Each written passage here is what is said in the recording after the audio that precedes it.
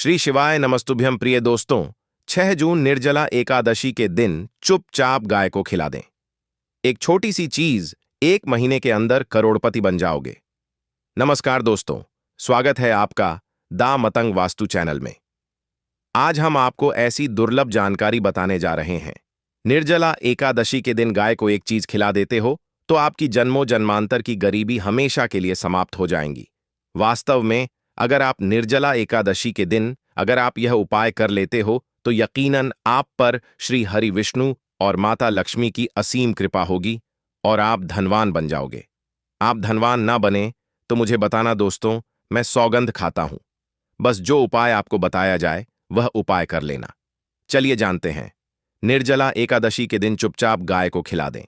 यह एक छोटी सी चीज करोड़पति भी अरबपति होंगे। सभी संकट और आसान से मुक्ति, मृत्यु दंड, पितृदोष तुरंत होगा। पूरे साल आपके भरे रहेंगे। अन्य धन के भंडार यूं कहें कि आपकी साथ पूछते तक करेंगी। रूपों पैसों पर राज बैंक बैलेंस बढ़ता चला जाएगा। आपके घर में वेतन है वह कभी खर्च नहीं होगा और बढ़ता ही जाएगा।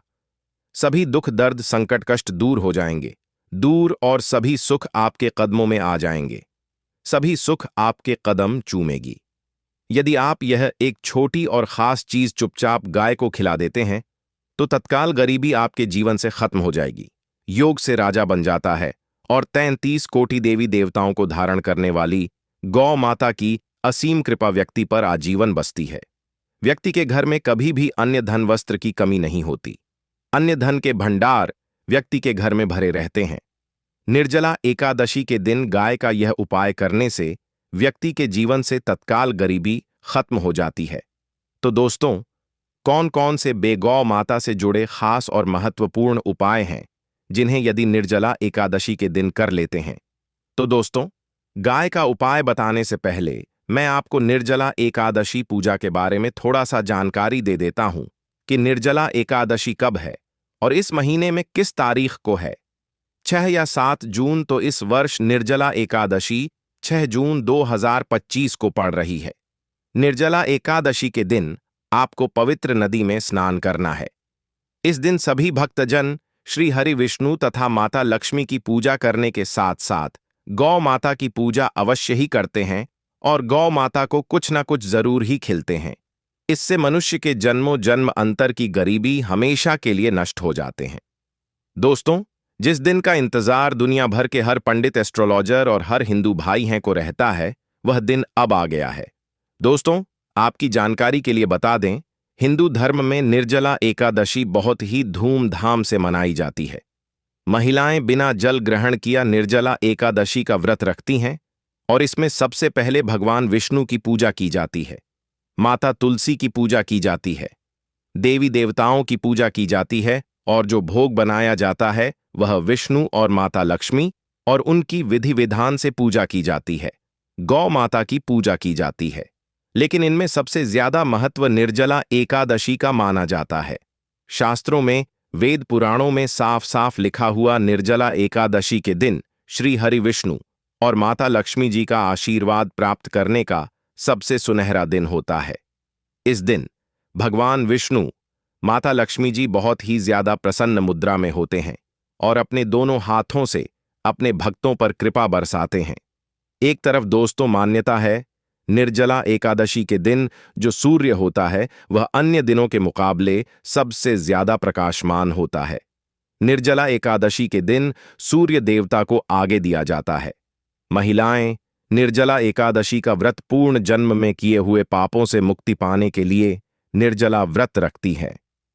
दोस्तों, अगर आप नहीं जानते तो आपकी जानकारी के लिए बता दें, एक व्यक्ति की कुंडली में अगर चंद्र ग्रह की स्थिति अच्छी है तो उसे व्यक्ति का भाग्य हमेशा उसका साथ देता है।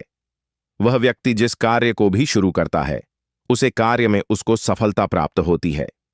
इसीलिए निर्जला एकादशी को हमारे हिंदू धर्म में बहुत ही ज्यादा विशेष और खास महत्व दिया गया है। आप लोगों की जानकारी के लिए बता दें, निर्जला एकादशी के दिन 52 तरीके के शुभ योग बन रहे हैं। कहीं सालों के बाद सूर्य का प्रकाश इतना प्रकाशमान होगा जितना कभी नहीं हुआ। 130 साल में ऐसा दुर्लभ संयोग बनने जा रहा है। लक्ष्मी योग, ग्रह योग, नक्षत्र योग, अमृत सिद्धि योग जैसे शुभ योग का निर्माण हो रहा है, क्योंकि निर्जला एकादशी के समय में पूरे दिन का व्रत करना चाहिए और श्री हरि विष्णु और माता लक्ष्मी का आशीर्वाद प्राप्त होता है। निर्जला एकादशी के दिन ब्रह्म मुहूर्त में सोकर नहीं उठ सकते हैं, किसी पवित्र नदी में जाकर स्नान नहीं कर सकते हैं, पूरे दिन का व्रत नहीं रख सकते हैं। वैसे तो दोस्तों, निर्जला एकादशी के दिन स्नान और प्रातः का विशेष ही महत्व होता है, लेकिन इस दिन अगर आप ज्योतिष शास्त्र तंत्र शास्त्र के अनुसार एक गाय वाला उपाय विधि विधान से निर्जला एकादशी वाले दिन कर लेते हैं तो आपकी जन्मों जन्मांतर की गरीबी हमेशा के लिए समाप्त हो जाएंगी। वास्तव में अगर आप निर्जला एकादशी के दिन अगर आप यह उपाय कर लेते हो तो यकीनन आप पर श्री हरि विष्णु और माता लक्ष्मी की असीम कृपा होगी और आप धनवान बन जाओगे। इस दिन सभी भक्तजन श्री हरि विष्णु तथा माता लक्ष्मी की पूजा करने के साथ साथ गौ माता की पूजा अवश्य ही करते हैं और गौ माता को कुछ न कुछ जरूर ही खिलते हैं। अब आप सोच रहे होंगे कि गाय को ऐसा क्या खिलाने से और ऐसा क्या उपाय करने से आपको भगवान विष्णु और माता लक्ष्मी का आशीर्वाद मिल सकता है। तो दोस्तों, आपने देखा होगा जब भी आपके घर पर दिवाली की पूजा होती है या धनतेरस की पूजा होती है या फिर निर्जला एकादशी की पूजा होती है तो आपके घर वाले गौ माता की पूजा जरूर करते हैं और गौ माता को जो भोग होता है उसमें से कुछ न कुछ खिलाते हैं, ज्यादा नहीं तो 2 पूरी अवश्य ही खिलाते हैं। तो दोस्तों, आपको इस उपाय को निर्जला एकादशी वाले दिन ही करना है और सूर्य देव को आगे देना है और उनकी विधि विधान से पूजा करना है। इस बार निर्जला एकादशी है, वह बहुत ही शुभ युगों के निर्माण द्वारा बन रही है। तो इस वीडियो में आपको गौ माता से जुड़े उपाय के बारे में बताने वाले हैं, जिन्हें करने से आपके जीवन के जो भी दुख, दर्द, संकट है या कामयाबी होने में कोई बधाई आ रही है, सभी से छुटकारा मिलने वाला है। यूं कहें कि आपके जीवन में अपार धन सुख, कभी भी धन से संबंधित परेशानी नहीं रहेगी। यदि आपकी जिंदगी प्रबल हो जाएगी, धन प्राप्ति के योग्य बन जाएंगे और जीवन में सदैव अन्य धन के भंडार आपके घर में भर रहेंगे। अन्य धन वस्त्र कभी कमी नहीं होगी। आपको बता दें, इस निर्जला एकादशी भगवान विष्णु की पूजा के साथ साथ हनुमान जी मंगल देवता और भगवान शनिदेव की भी पूजा जरूर करनी चाहिए। आपको बता दें कि इस दिन यदि आप हनुमान जी और मंगल देवता भगवान शनिदेव की पूजा करते हैं तो मंगल का ग्रह जनित दोष भी दूर हो जाता है। व्यक्ति के जीवन में धन सुख संपत्ति की प्राप्ति हो जाती है, समस्त मनोकामना व्यक्ति की पूर्ण हो जाती है। दोस्तों, आपको हम बता दें कि ऐसी ज्ञानवर्धक जानकारी आपको हम पैसों में भी बांट सकते थे, पर हमारे चैनल का मकसद है जनहित में जन कल्याण एवं जन सेवा करना। इसीलिए आपके लिए जो जानकारी बताते हैं वह फ्री में बताते हैं, इसलिए आप इस वीडियो को भी जरूर लाइक करें। और दोस्तों, मैं आपसे एक अनुरोध और करना चाहूंगा कि आप अपनी राशि कमेंट बॉक्स में जरूर डाल दें, जिससे कि आपकी राशि के अनुसार हम आपको कुछ ऐसे उपाय बता सके जिससे आपको लाभ की प्राप्ति हो, क्योंकि हम राशि से जुड़े उपाय भी आपको बताते हैं। तो आप कमेंट बॉक्स में अपनी राशि हमें जरूर बताएं या अपना नाम बताएं, जिससे आपके लिए कुछ हम ऐसे उपाय बता सके। साथ में जय गौ माता अवश्य लिखें दोस्तों। साथ ही से एक उपाय तो जरूर करना है। गाय का उपाय बताने से पहले एक उपाय आपको बता दें। इस उपाय को लाइक जरूर करें। क्या करें कि शाम के समय पीपल के पेड़ के नीचे आपको सरसों का चौमुखी दीपक, आटे का दीपक बनाना है। चौमुखी दीपक में आगे की बाती लगाकर सरसों के तेल का दीपक जला देना है। आटे का दीपक बनाएं, जो मुख्य तेल डालें उसमें बाती ही डालें। लाल वाली कलावे की दीपक जला दें। 4-4 बाती लगाकर चारों दीपक मतलब 4 भाग उसके बन जाएं। हर एक भाग को जलाएं और बीच में 2 सबूत फूल वाले लौंग भी डाल दें। फिर देखिए कैसे चमत्कार आपके जीवन में होता है।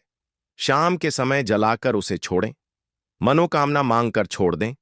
दोस्तों, अभी तक अपने चैनल को सब्सक्राइब ना किया हो तो जरूर कर लें। इससे आपको और भी ज्ञानवर्धक जानकारी सीधे माध्यम से प्राप्त हो सके। दोस्तों, यह गौ माता वाला उपाय बहुत ही प्रभावशाली उपाय बताया।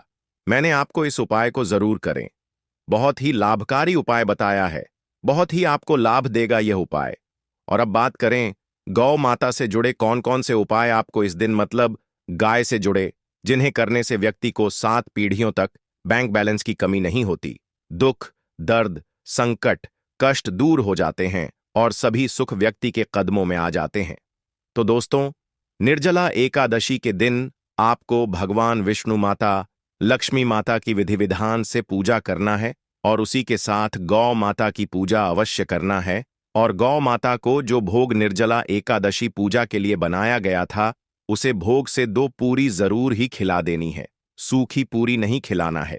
पूरी के ऊपर आप मिठाई या कोई सब्जियां, हलवा जो भी बनाया है वह आपको गौ माता को जरूर ही खिलाना है।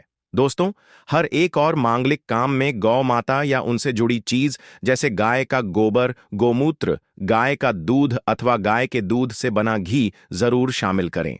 इससे आपको पुण्य भाव की प्राप्ति होगी। सनातन परंपरा के अनुसार जिस घर में गाय होती है उसे घर से जुड़े सभी वास्तु दोष स्वयं खत्म हो जाते हैं, क्योंकि पंचम या के बिना कोई भी पूजा पाठ और हवन सफल नहीं होता।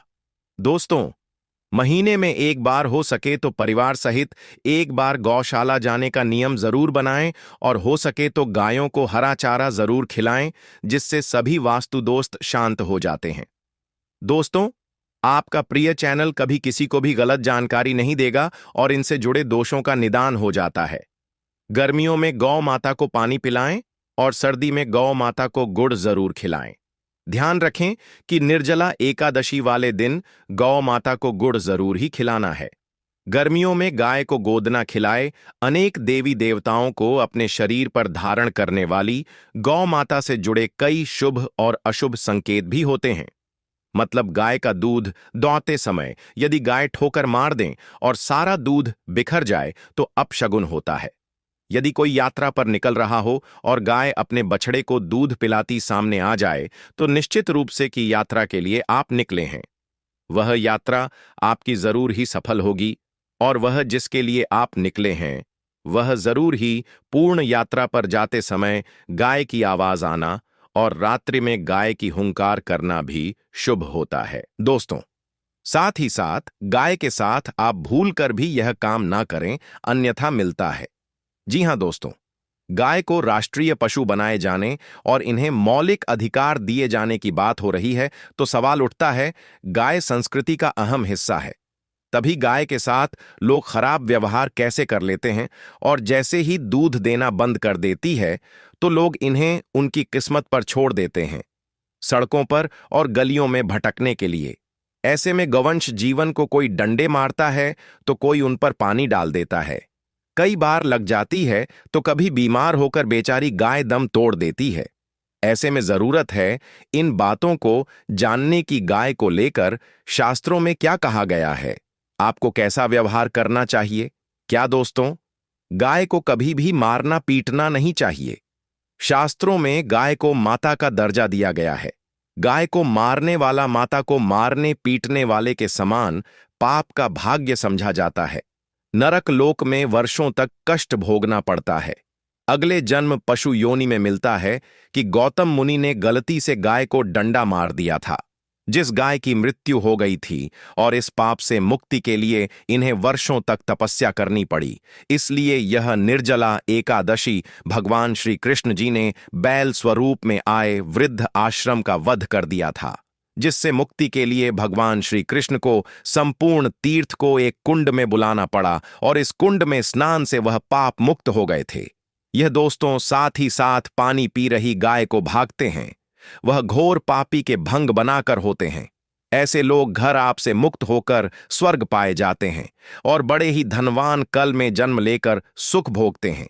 और साथ ही साथ आराम कर रही गाय को कष्ट देकर कभी भी उठाना नहीं चाहिए।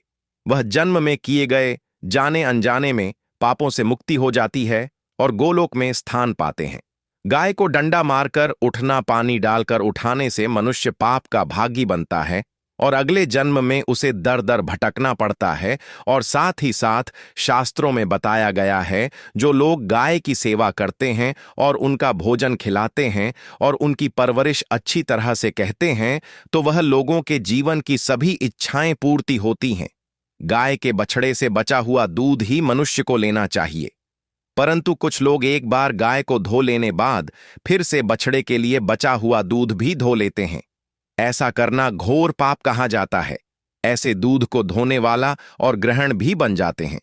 दोस्तों, साथ ही साथ शास्त्रों में कहा गया है कि गौवंश मतलब गाय और बैल के पीठ पर नहीं बैठना चाहिए। उनका पीठ पर बैठने से महापाप लगता है। ऐसे लोगों को नरक की यात्रा भोगनी पड़ती है। एकमात्र देव के अंश के उत्पन्न नदी ही गौवंश है, जिस पर स्वयं महादेव और महादेवी सवारी करती हैं। क्योंकि नंदी ने स्वयं अपनी इच्छा से महादेव की सवारी बनना स्वीकार किया था। और साथ ही साथ शास्त्रों में गाय के दान को बहुत ही महत्व दिया गया है। परंतु ऐसी गाय का दान कभी नहीं करना चाहिए जो बूढ़ी और बीमार हो। कठोपनिषद में नचिकेता की कथा भी इस संदर्भ में है कि जिस नचिकेता ने पिता द्वारा बूढ़ी गाय को दान करने पर आपत्ति जताई थी, दूध देने वाली और बछड़े सहित जो लोग गाय का दान करते हैं, वह महान पुण्य को हासिल करके स्वर्ग में स्थान पाते हैं। दोस्तों, साथ ही साथ सूर्य, चंद्र, मंगल या शुक्र की युक्ति राहु से हो तो पितृदोष होता है। यह भी मानता है कि सूर्य का संबंध पिता से एवं मंगल का संबंध रक्त से होने के सूर्य यदि शनि, राहु या केतु या दृष्टि हो तथा मंगल की युति राहु या केतु से हो तो पितृदोष होता है। इस दोष से जीवन संघर्ष में बन जाता है। यदि पितृदोष हो तो गाय को प्रतिदिन या किसी भी एक निर्जला एकादशी के दिन रोटी, गुड़, चारा आदि खिलाने से पितृदोष। दोस्तों, हर एक और मांगलिक काम में गौ माता या उनसे जुड़ी चीज जैसे गाय का गोबर, गोमूत्र, गाय का दूध अथवा गाय के दूध से बना घी जरूर शामिल करें। इससे आपको पुण्य भाव की प्राप्ति होगी। सनातन परंपरा के अनुसार जिस घर में गाय होती है उसे घर से जुड़े सभी वास्तु दोष स्वयं खत्म हो जाते हैं। गाय के ऊपर जो कुबड़ होती है वह बृहस्पति गुरु है। अतः जन्मत्री में यदि बृहस्पति अपनी नीच राशि मकर में हो या अशुभ शिवलिंग में जा रहे हों और सामने से गौ माता आई हुई दिखाई दे तो गौ माता को अपनी दाहिनी ओर से जाने देना चाहिए। आपकी यात्रा जरूर ही सफल होगी। और साथ ही साथ यह संकेत भी जान लें, यदि आप यात्रा पर जा रहे हैं और सामने आपके गाय पड़ जाएं अथवा अपने बछड़े को दूध पिलाती हुई सामने गए दिखाई दे जाए तो समझ जाना कि वह यात्रा आपके लिए जरूर ही सफल होगी। और साथ ही साथ जिस घर में गाय होती है उसमें वास्तु दोष स्वतः ही खत्म हो जाता है। और आप भी रोटी बनाएं, प्रतिदिन ताजी रोटी ही बनाएं। गाय को अगर आपने रोटी बनाई है तो कोशिश करें कि उसे रोटी को आप तुरंत ही गाय को खिला दें। अगर आप उसे रोटी को रख देंगे और उसे रोटी को अगले दिन देंगे तो वह रोटी बंसी मानी जाएगी। गाय को कभी भी बासी रोटी ना दें। इसे घर में नकारात्मक ऊर्जा वास करती है और आपकी बिल्कुल भी नहीं बनेंगे। इससे आपके घर में हमेशा दर्द देवता का वास रहेगा और आप जिस भी काम उसे काम में आपको हमेशा असफलता ही हाथ लगेगी। इसलिए कोशिश करें गाय को रोजाना ताजी रोटी बनाकर खिलाएं। बासी रोटी गाय को ना दें। और साथ ही साथ सड़ी गली चीज गाय को नहीं खिलानी चाहिए कि घर में कोई फल है, कोई सब्जी है, सड़ जाए तो लोग क्या करते हैं, गाय को देते हैं नहीं। ऐसा नहीं करना चाहिए। ऐसा करने से यदि आप गाय को खिलाते हैं दोस्तों